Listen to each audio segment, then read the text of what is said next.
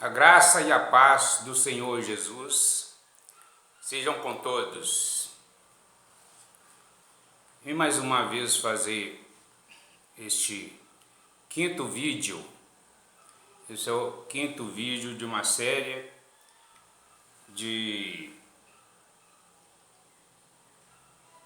sobre o ocultismo no meio evangélico. O ocultismo no meio evangélico, a apostasia.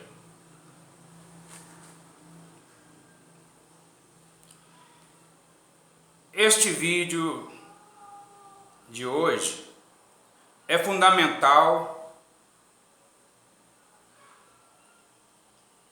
porque é um esclarecimento escatológico que vem do alto. João 14, 26. O Espírito Santo vos ensinará todas as coisas. João 14, 26. Porque eu gosto de falar isso nos meus vídeos, que o Espírito Santo vos ensinará todas as coisas. Porque no início da minha conversão, esse versículo fez muita diferença na minha vida, né? Tanto que eu não vi nenhuma necessidade de fazer um curso teológico, né? Fiz faculdade em outra área, né? Me especializei em administração e qualidade, porque não vi necessidade, porque, como diz aqui, o Espírito Santo vos ensinará todas as coisas.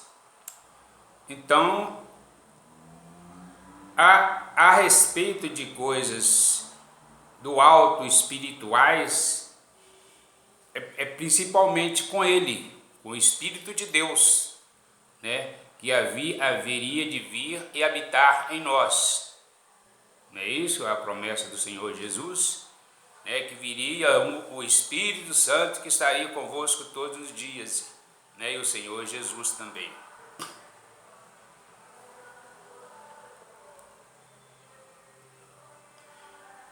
Em Gênesis 3:15, né, é importante que todos vocês, né, façam uma anotação, né, dos versículos citados da Bíblia, para depois conferir, né, e também fazer um apanhado e um estudo, né, para vocês mesmos, para vossa edificação. Porém, inimizade entre a descendência da serpente e a descendência da mulher, né? Os que são da fé é os que são filhos de Abraão, a quem a promessa de um reino sem fim foi feita. Gálatas 3, 7 a 9. Então, aqui diz que Deus, né, falou com a serpente, com Satanás. Porém, inimizade entre a tua serpente, Satanás, falando com a serpente, e a serpente da mulher, né? E a semente da mulher, a semente de Satanás e a semente da mulher, que viria a nascer futuramente Jesus Cristo. Então, aqueles que são de Abraão são da semente da mulher, né? Aqueles a Abraão a quem a promessa foi feita, né? Então, os filhos de Abraão são os filhos da promessa de um dia viverem na Jerusalém celestial, né? Será falado muito sobre a Jerusalém celestial aqui neste vídeo, tá? Então, ficou bem entendido que aqueles que são nascidos de Deus são nascidos da mulher, da semente da mulher, né, que é Jesus Cristo. E os outros, a semente do anticristo.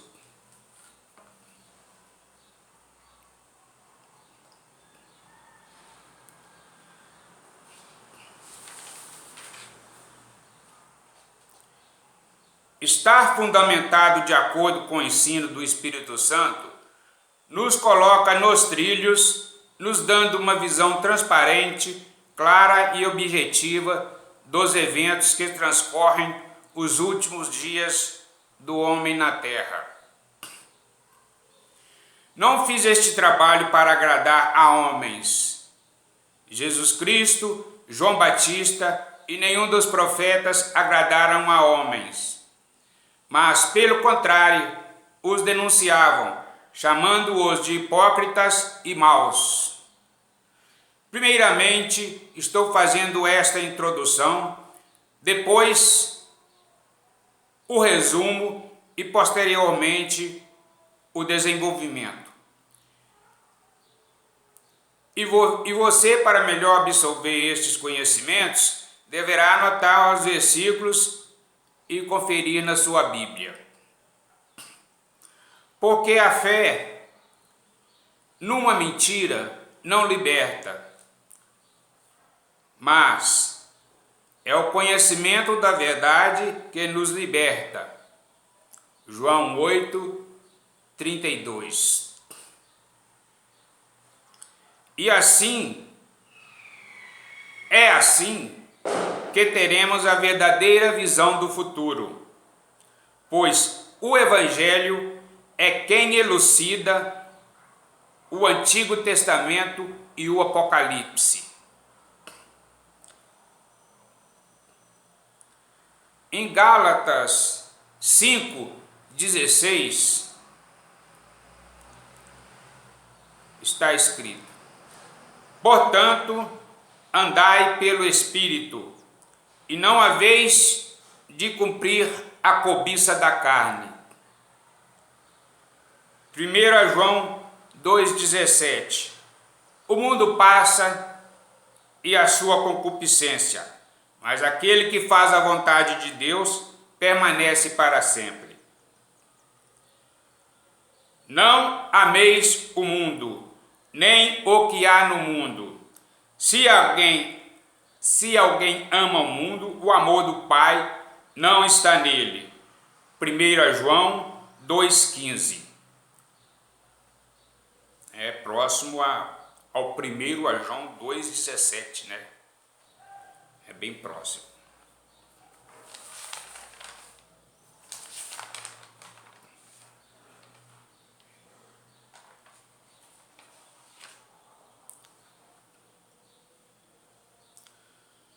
Esse vídeo 5,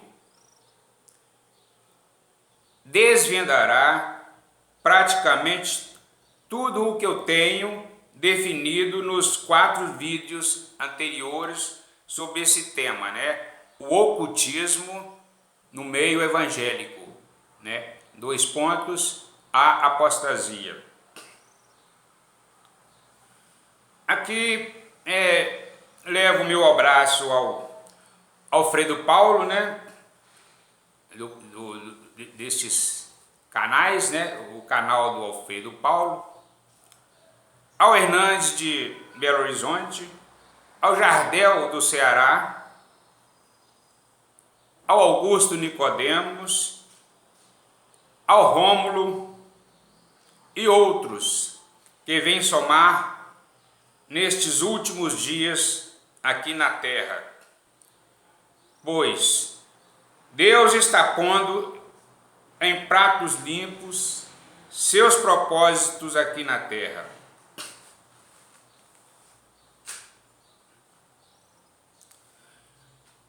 A apostasia que estamos vivendo tem que ser combatida na sua causa e não nos sintomas.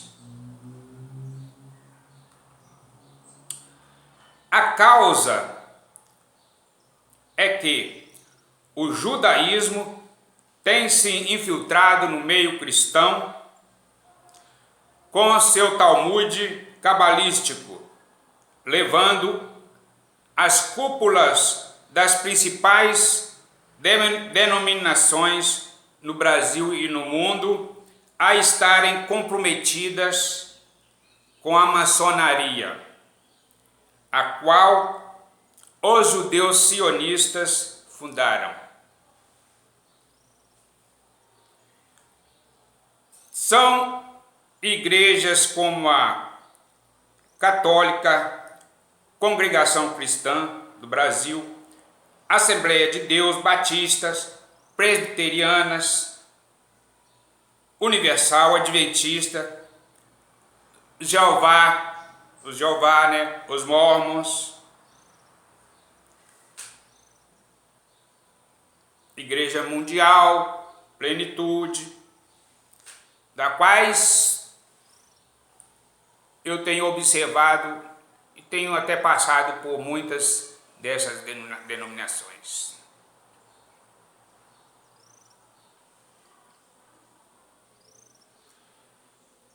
E essas denominações se comprometeram, né, com o judaísmo, a qual a base, né, da maçonaria é a esperança dos judeus, né, que haverá um reino milenar aqui na terra.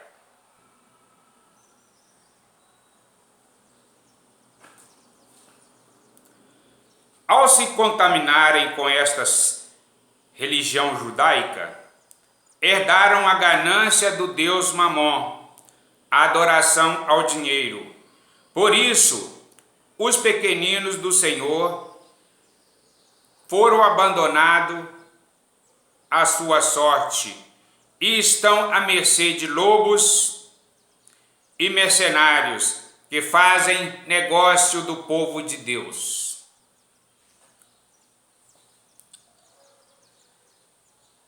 É este o ocultismo que é oposto à verdade.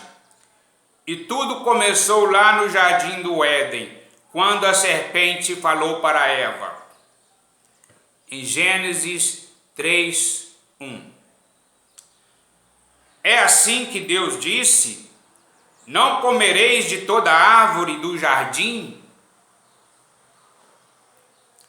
O ocultismo leva o homem a argumentar a Deus, a questioná-lo. O ocultismo ensina a seu iniciado que existe salvação pela elevação da consciência, por desenvolver uma posta chama divina que existe em todo ser humano. Este ensinamento, né, ocultista,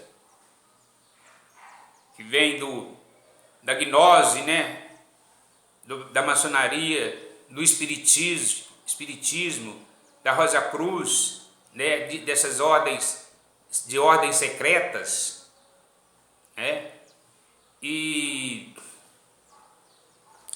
vem ensinando isso, que pode haver salvação pela consciência, né?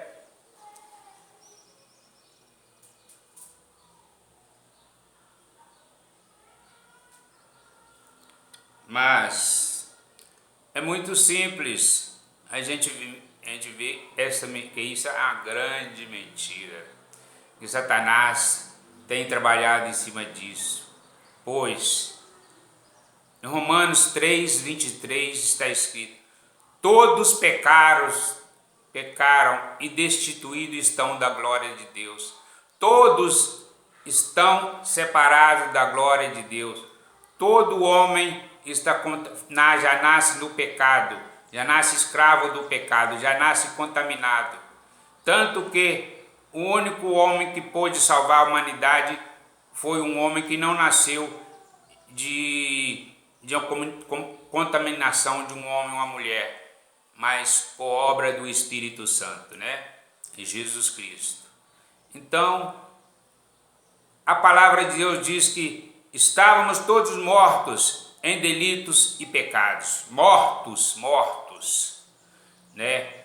Então esses ensinamentos hinduístas, né, essas religiões orientais, todas baseiam nesse ocultismo, né, que o homem já tem uma chama divina dentro do homem e que apenas precisa de desenvolver, né? No Espiritismo diz que a pessoa é médium e que ela tem que desenvolver essa mediunidade, né? Falaram isso para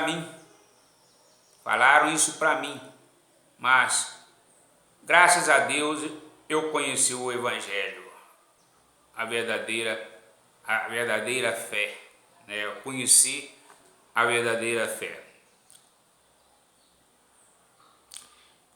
Em Gênesis 3, 4 e 5, Satanás, incorporado na serpente, disse à mulher: certamente não morrereis. Versículo 5, porque Deus sabe que no dia em que comerdes deste fruto, vossos olhos se abrirão, e sereis como Deus, conhecendo o bem e o mal.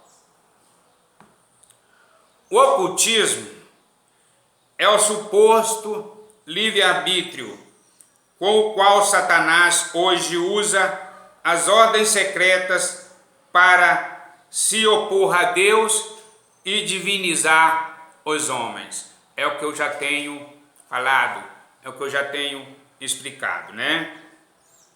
Ele disse, Satanás disse para a mulher: Deus sabe que se vocês comerem desse fruto, seus olhos se abrirão e serão como Deus, né?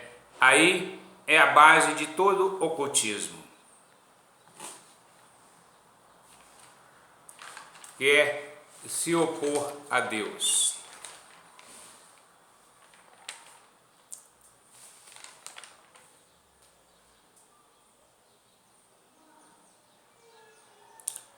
A vinda do Filho do Homem. Mateus 24, 29.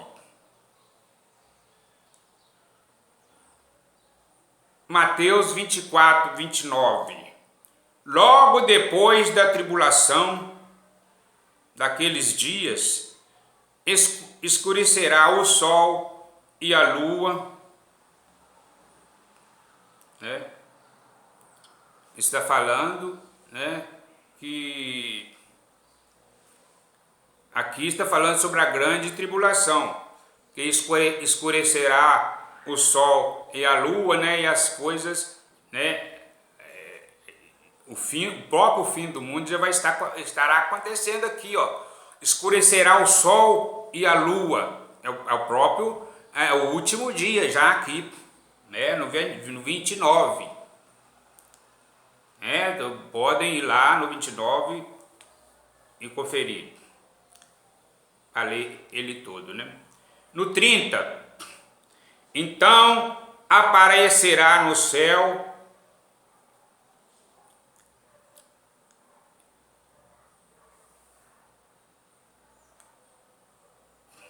o Filho do Homem, né, nas nuvens. A todas as tribos, né, o Senhor Jesus aparecerá no céu, e todas as tribos da terra se lamentarão e verão vir o Filho do Homem sobre as nuvens do céu, com poder e grande glória. Então aqui no 30 diz, né, que todos o verão vi Jesus na nuvem, né? Já, né, eu estou aqui adiantando que realmente já é fim do mundo, né? Quando Jesus vier nas nuvens, né, todos lamentarão, né? Quem que lamentará? Aqueles que não forem arrebatados, né? Os que não forem arrebatados lamentarão, né? porque todos justos e injustos o verão. Né? Tem um ensinamento aí que diz que só os justos, né, que serão arrebatados, né, que vai vir a vinda secreta. Mentira, né? Sem base bíblica. Aqui diz, a palavra de Deus diz que todos o verão, mas somente os justos serão arrebatados. Esta vinda do Senhor é o último dia em que ele falou que iria ressuscitar os justos e salvos. Mas neste último dia, os injustos não serão arrebatados e se lamentarão tarde, e serão destruídos neste último dia, juntamente com a terra, a qual está preparada para o fogo.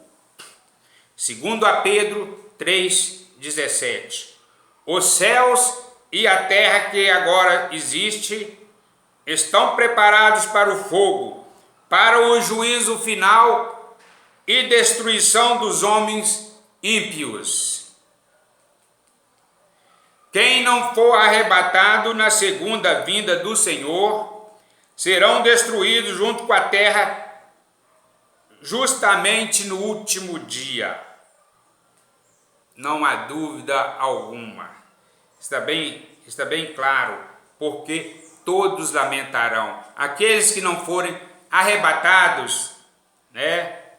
Aqui no versículo 30, diz que eles lamentarão e serão destruídos com a terra, porque a terra terminará em fogo. Né? Está falando para o juízo final e a destruição dos homens ímpios. Não sou eu que estou falando. Está lá 2 Pedro 3:7. Né? Então, conclusão. Terá a vinda do Senhor Jesus, arrebatamento, né? Primeiro, os mortos em Cristo ressuscitarão, né? Depois, os que estiverem vivos em Cristo serão arrebatados, né? Os que não forem arrebatados serão destruídos, juntamente com a terra, com o fogo, né? Para o juízo final e destruição dos homens ímpios. Tá muito claro aqui. Está muito claro aqui. Nessa altura, né? Nessa altura, Jesus Cristo já vai destruir, né, os inimigos de Deus na guerra do Armagedon. Então, o último dia é esse dia do arrebatamento. Não haverá um reino milenar igual Israel, os judeus aguardam. Não. Os filhos de Abraão que viverão na Jerusalém celestial é que são os que são da fé, é que viverão eternamente. Jesus não prometeu o reino aqui na terra. Né? Eu estou falando tanto para novos convertidos, como para já homens experimentados na fé, né? Que estão por alguns motivos enganados, né? Como eu posso, né, lembrar, dar um exemplo prático aqui, né? Como um dia eu gosto muito de esporte, então eu jogava muita sinuca. Eu me considero, né, ainda bom em sinuca, né? Só que hoje eu sou de Deus, né? Larguei essas práticas para trás. Mas na época em que eu jogava sinuca, eu me considerava bom, no sentido de que em um campeonato de 50 a 60 pessoas, eu ficava em terceiro, segundo lugar, quarto lugar. Então eu me considerava bom, mas eu me considerava bom. Mas tinha um adversário que ele, assim, ele era muito acima. E aí quando a gente jogava, ele falava para os adversários dele, ele falava assim para mim: Gilmar, você quase ganha, né? Ele falava: você quase ganha. Assim, para mim exemplificar que, né, até que é você, né, Rômulo, que diz que aos 14 anos, né, você teve um evento assim, que você achava que sabia todas as questões dentro de uma denominada prova lá, mas a nota não veio de acordo com o que você queria. Você achava que sabia tudo, você achava, né? Se achava, né? Então, preste atenção, né, na palavra de Deus, como eu disse, esse ensinamento aqui vem do alto, do Espírito Santo, tá?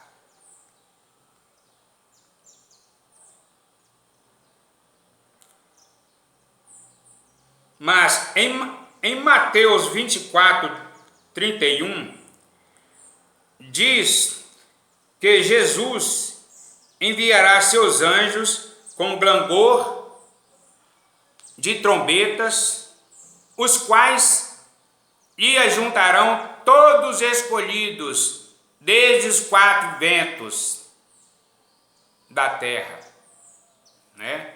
Para concluir, né? Para concluir isso que estou falando, né? Jesus Cristo virá, arrebatará os escolhidos, o resto que não for arrebatado se lamentarão, serão destruídos junto com a terra que terminará em fogo, né? Porque a terra de agora está preparada para o fogo, né? Então não há nenhuma confusão. A palavra de Deus diz: Deus não é Deus de confusão. E quando eu creio no Senhor Jesus, eu, como uma pessoa completamente perdida, né? Como o filho pródigo que gastou tudo dissolutamente, né? Então, que ao mesmo tempo eu caí em si e quis procurar Deus. Não conhecia Deus, eu quis procurar Deus, né? A minha vida sem Deus, né, era uma derrota total, né? Era álcool e drogas e rock and roll, né, e ocultismo, né? Mas aquilo estava me matando e a sede aumentando, a sede de Deus aumentava de dia a dia, né? Aí, ali nos meus 20 e poucos anos, a sede estava a cada vez maior, aonde eu encontrei a água da vida, né? A água que eu lhe der nunca mais será sede, mas nele se fará uma fonte que jorra para a vida eterna. Glória a Deus. Glória a Deus.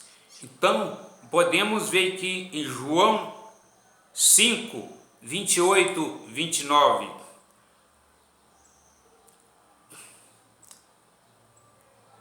não vos maravilheis disto, porque vem a hora em que todos os que estão no sepulcro ouvirão a sua voz.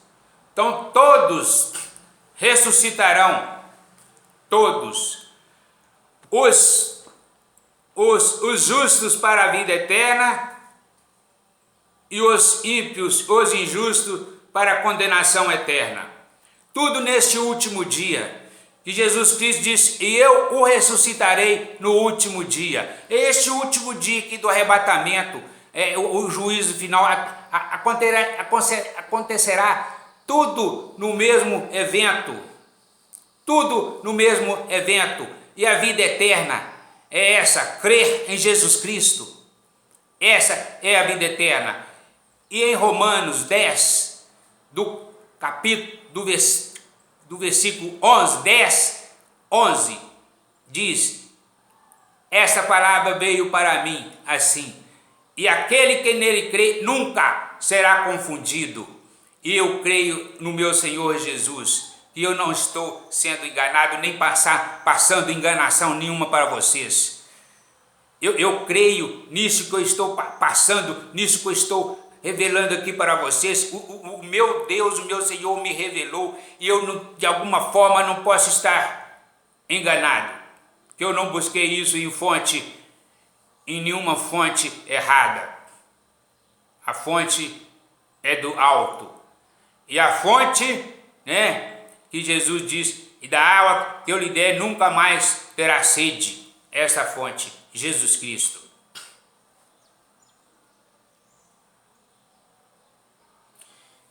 Então, Jesus Cristo irá nas nuvens e arrebatará todos os escolhidos.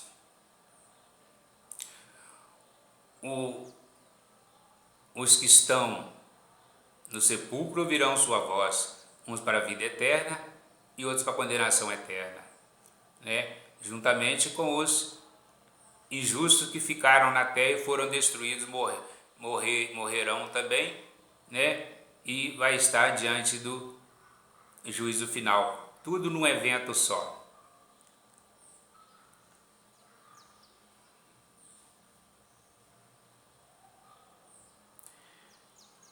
Então, haverá uma ressurreição geral, justos para a vida eterna e injustos para a condenação. Portanto, não haverá um milênio, um período milenar, separando uma ressurreição da outra, Não existe ressurreição de Jesus Cristo em duas fases. Ele não falou isso. Quem diz isso tem que explicar por quê. Onde está escrito na Bíblia isso? Onde está escrito isso? Porque o Evangelho elucida o que está no Apocalipse,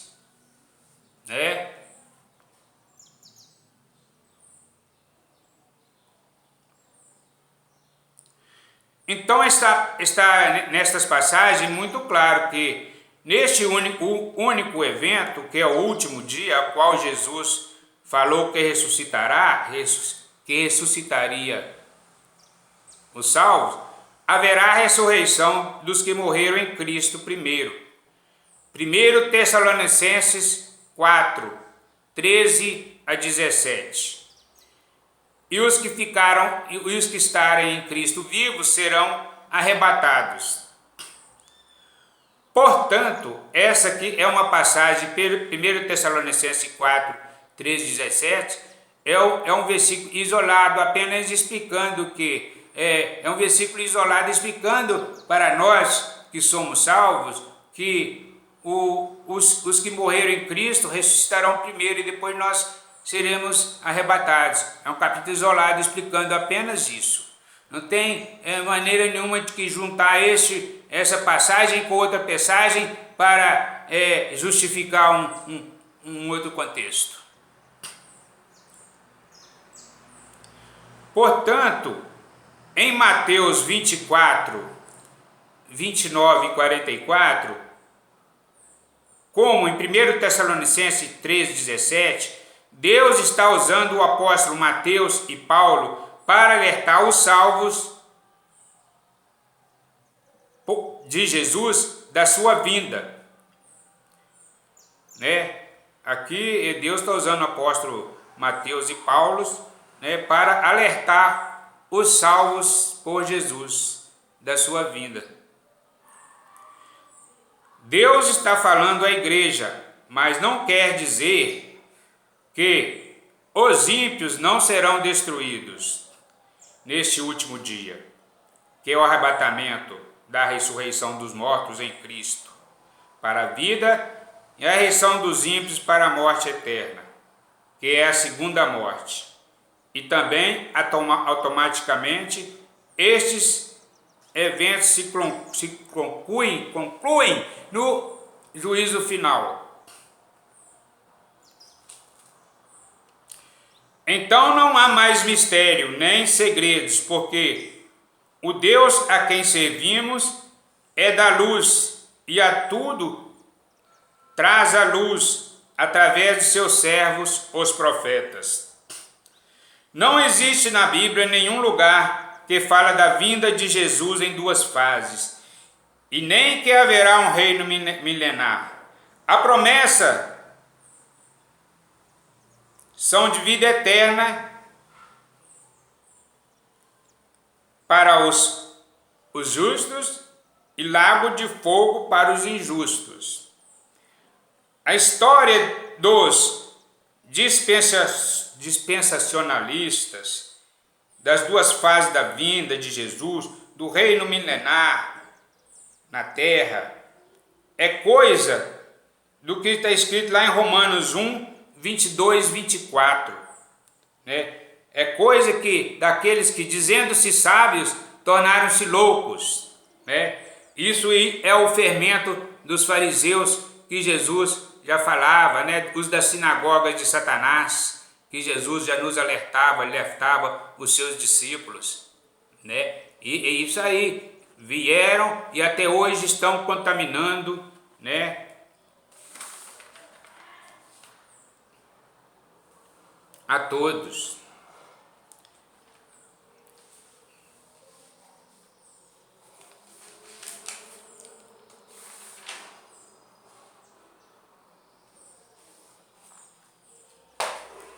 Glória a Deus.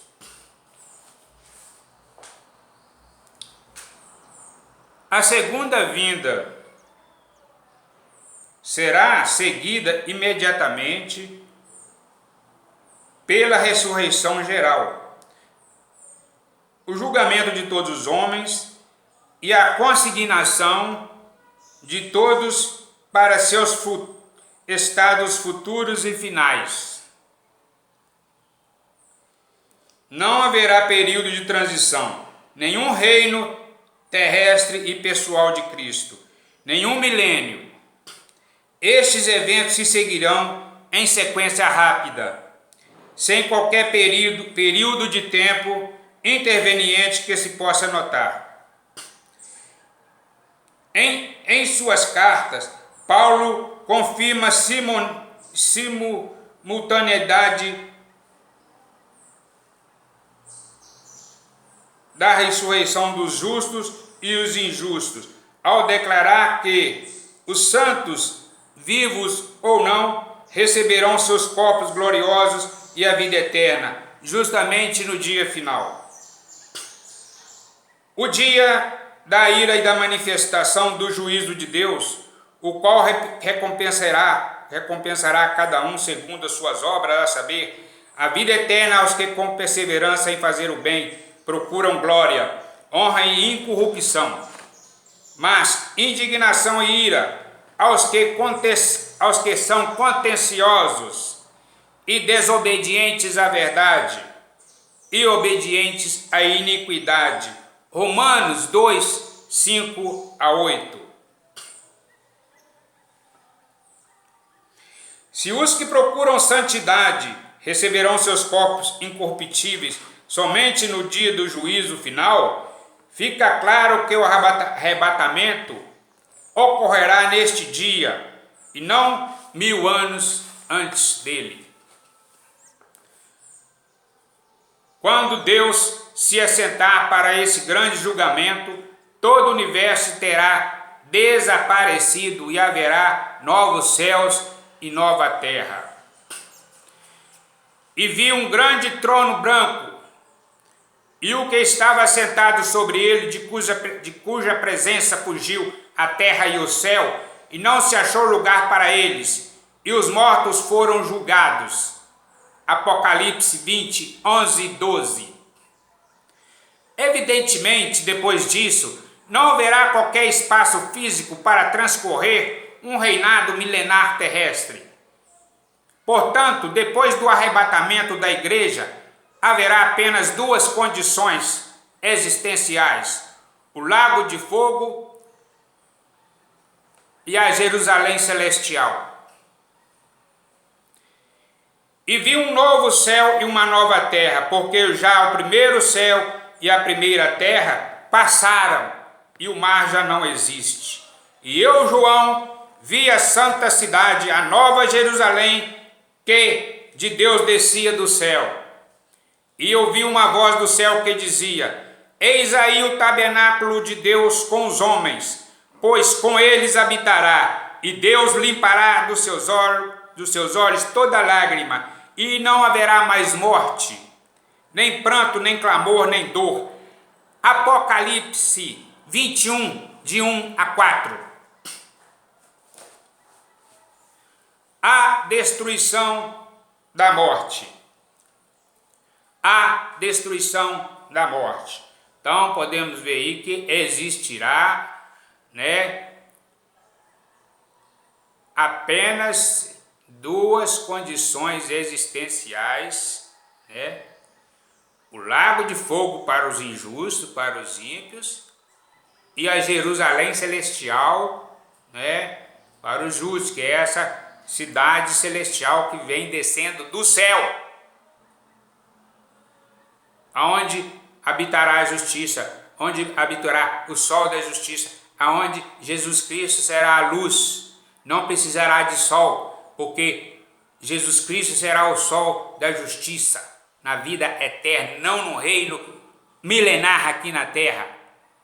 Não existe isso. E vocês que são da verdade, vocês que são ovelhas do Senhor Jesus, vão prestar atenção no que eu estou falando, para que possam compreender. A verdade é uma verdade. Jesus Cristo diz: eu sou o caminho, a verdade. Existe a verdade.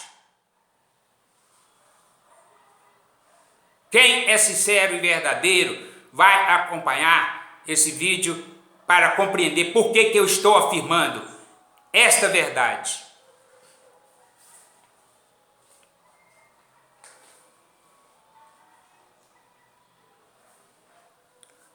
A destruição da morte. Apesar de Cristo já estar reinando, ainda há alguns inimigos a serem destruídos, porque convém que ele reine, até que haja posto a todos os inimigos debaixo dos seus pés. Ora, o último inimigo a ser aniquilado é a morte. 1 Coríntios 15, 25 e 26. A destruição da morte se manifestará pela ressurreição dos justos, pois está escrito: a trombeta soará e os mortos ressuscitarão incorruptíveis.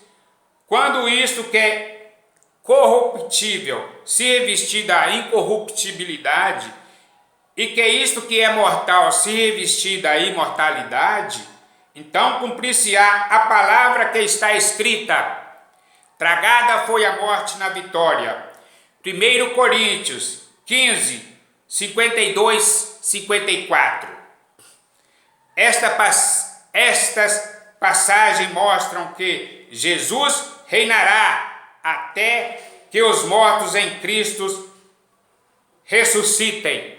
Isto comprova que, aqui diz, que Jesus reinará até que os mortos ressuscitem. Por quê? Vou ler de novo. Em 1 Coríntios 15, 52 e 54. Quando isso que é corruptível se revestir de incorruptibilidade, e que isto que é mortal se revestir da mortalidade, então cumprir-se-á a palavra que está escrita: Tragada foi a morte na vitória, né? Como diz em 1 Coríntios 15, 25, 26, a morte será o último inimigo. Então, conclui vocês, a morte será o último inimigo, né? E embaixo, né, em 1 Coríntios 15, 52, 54, está escrito, tragada foi a morte na vitória. Então, a morte foi o último inimigo. Então, podemos concluir que os 1000 anos em que os santos reinam com Cristo, realmente já está acontecendo. Olha a surpresa. Como o último inimigo, fecha ali para mim. Como o último inimigo a ser destruído é a morte, quando os mortos em Cristo ressuscitarem, Satanás, que seria o penúltimo, já terá sido lançado no lago de fogo. Satanás será solto antes da vinda de Jesus, porque depois dela todos os adversários de Cristo já terão sido aniquilados. Satanás de fato se encontra preso atualmente e será solto antes do arrebatamento e da ressurreição dos mortos. Depois virá o fim, quando tiver entregado o reino a Deus, ao Pai. E quando houver aniquilado todo o império, toda a potestade e força, quando todas as coisas que estiveram sujeitas, então também o mesmo Filho se sujeitará àquele que todas as coisas lhe sujeitou, a fim de que Deus seja tudo em todos. 1 Coríntios 15, 23, 24 e 28. Ao contrário do que afirmam os milenaristas, ao invés de implantar um reino após sua vinda, Jesus estará justamente entregando a Deus Pai o reino que já existia, o reino de Deus, que chegou por meio de Jesus e que, apesar de invisível, está no meio de nós. Jesus Cristo já dizia, né? Quando ele veio a essa terra, o reino de Deus está entre vós. Se eu expulso Satanás pelo dedo de Deus, então já se encontra no nosso meio o reino de Deus. Ele diz para os fariseus, né? Os fariseus diziam para Jesus que ele expulsava demônio pelo Beelzebul. Ele falou, se é pelo dedo de Deus, então o reino de Deus já está no meio de vós, né? Porque ele já tinha trazido o reino de Deus. Satanás, né, como diz em Apocalipse 20, já tinha sido amarrado pelo anjo que vinha descendo do céu com cadeias e amarrou Satanás no abismo, né, limitando o poder dele, não impedindo que ele pudesse, né, amarrar a salvação, amarrar a minha salvação, que ele pudesse impedir a minha salvação, pudesse impedir a sua salvação. Então o poder dele no momento está limitado, desde quando Jesus veio à terra.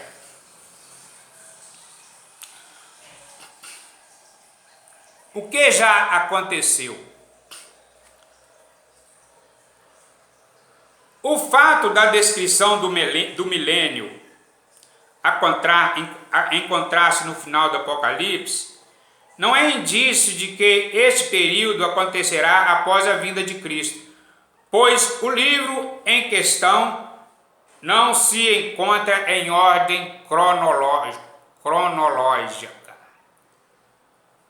Aí está um ponto que muitos tropeçam. O livro do Apocalipse não está em ordem cronológica. Não adianta ler ele de forma literal. Ele é um livro simbólico. E não está escrito que um evento sucederá ao outro.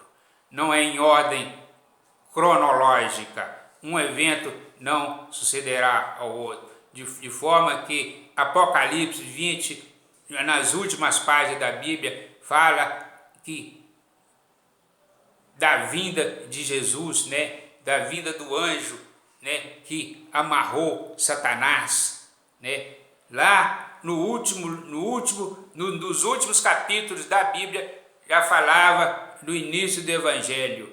Então não está em ordem cronológica e vocês vão compreender no decorrer do finalzinho desse vídeo que já está chegando ao final. Podemos perceber o Apocalipse como sendo composto de várias seções, cada uma das quais recapitula os eventos do mesmo período, ao invés de descrever os eventos de períodos sucessivos. Cada uma delas trata da mesma era, o período entre a primeira e a segunda vinda de Cristo, retomando temas anteriores, elaborando-os e desenvolvendo-os mais e mais. Apocalipse 20, portanto, não fala de eventos muito removidos para o futuro. E o significado dos 1000 anos deve ser achado em algum fato passado e ou presente. A falta de compreensão desta forma do Apocalipse apresentar a profecia bíblica gera distorções como as que surgiram em relação aos 1000 anos do Apocalipse 20. Julgam-se tratar de eventos futuros, quando na verdade são revelações sobre mudanças que já aconteceram em consequência da primeira vinda de Cristo. O livro está apenas elaborando-as e desenvolvendo-as mais profundamente nos seus capítulos finais. Muitos períodos são revistos e comentados em mais de uma passagem para propiciar uma nova compreensão, dispensando um maior cuidado à revelação dos detalhes do que a cronologia, né? Então falando dispensa um maior cuidado à revelação dos detalhes do que a cronologia. Então, né, não devemos pensar, né, em eventos que acontecerem cronologicamente, sucessivamente, mas cuidar e prestar atenção, né, na revelação dos detalhes. Podemos comprovar isso ao observarmos que algumas partes do Apocalipse apresenta uma escatologia realizada, ou seja, contém fatos que já aconteceram. Entre estes podemos citar o capítulo 4, mostra João sendo transportado em espírito até o céu e presenciado as miríades de anjos e criaturas celestes, ministrando louvor incansavelmente diante do trono. Uma realidade que já ocorria desde sua época, né, a época de João. Né? O início do capítulo 12 descreve uma visão simbólica do nascimento de Jesus e sua ascensão ao céu, fatos que também já haviam acontecido. E visse um grande sinal no céu, uma mulher vestida com o sol, com a lua embaixo de seus pés, e uma coroa de 12 estrelas na cabeça. E estava grávida e com dores de parto, e gritava com ânsias para dar à luz. E deu à luz a um filho, um varão que há de reger todas as nações com vara de ferro. E o seu filho foi arrebatado para Deus e para seu trono. Apocalipse 12, 1, 2 e 5. Contudo, antes dessa passagem, o Apocalipse descreve os sinais cósmicos do complexo de eventos que faz parte da vinda de Jesus, como é o caso dos selos e das trombetas. Capítulo 6 a 11. Isso demonstra que, na sequência em que as visões foram apresentadas, ou seja, no livro do Apocalipse, há profecias que ainda estão para se cumprir, precedendo revelações a respeito de realidades do tempo presente e mesmo do passado. Isso comprova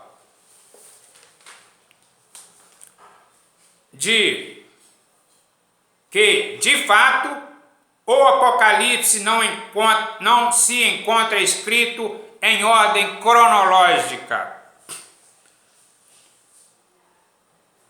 O início do capítulo 20 apresenta a vitória de Cristo e a chegada do reino de Deus durante sua primeira vinda, através do aprisionamento de Satanás e do novo nascimento concedido aos crentes, que a partir de então foram transformados em reis e sacerdotes. Se o capítulo 12 de Apocalipse, apesar de encontrar-se na metade do livro, trata-se de evento relativo à primeira vinda, não há por que duvidar que o capítulo 20 também esteja elaborando essas verdades fundamentais do Evangelho. É coerente esperar que verdades tão complexas e misteriosas, tanto do passado como do presente, sejam retomadas por este livro, cujo nome significa revelação, a fim de que estas possam ser explicadas mais detalhadamente e se estabelecer suas conexões entre elas e os eventos que se cumprirão no futuro. É o que acontece no Apocalipse. Os 24 anciãos. Ao descrever as realidades celestiais da sala do trono, João expunha os primeiros esboços da cena que seria descrita mais adiante no capítulo 20. Ao redor do trono há também 24 tronos assentados neles, 24 anciões vestidos de branco, em cujas cabeças estão coroas de ouro. Apocalipse 4:4. Os 24 anciões representam os 12 patriarcas do Antigo Testamento e os 12 apóstolos do Novo Testamento, todos eles ministrando louvor ininterruptamente diante do trono de Deus. 24 tronos, número, é uma cifra completa, que sugere os 12 patriarcas da tribo de Israel e os 12 apóstolos, simbolizando dessa maneira a unidade dos salvos de todos os tempos. Portanto, os tronos da visão de João, do capítulo 20, evidentemente são os mesmos tronos em que se assentam os 24 anciões do capítulo 4.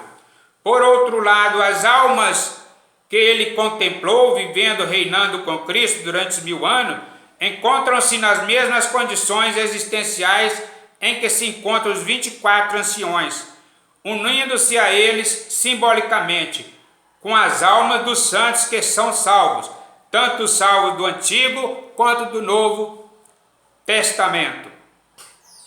Os 24 anciões simbolizam as almas salvas de patriarcas, somadas às almas salvas dos apóstolos de Cristo. A presença dos 24 anciões diante de Deus em seus respectivos tronos é a mesma realidade apresentada em Apocalipse 24, enriquecida, no entanto, pela descrição de alguns detalhes importantes. Um dos objetivos desta passagem seria dar alguns retoques final ao quadro geral da revelação, retomando a visão da sala do trono no final do livro.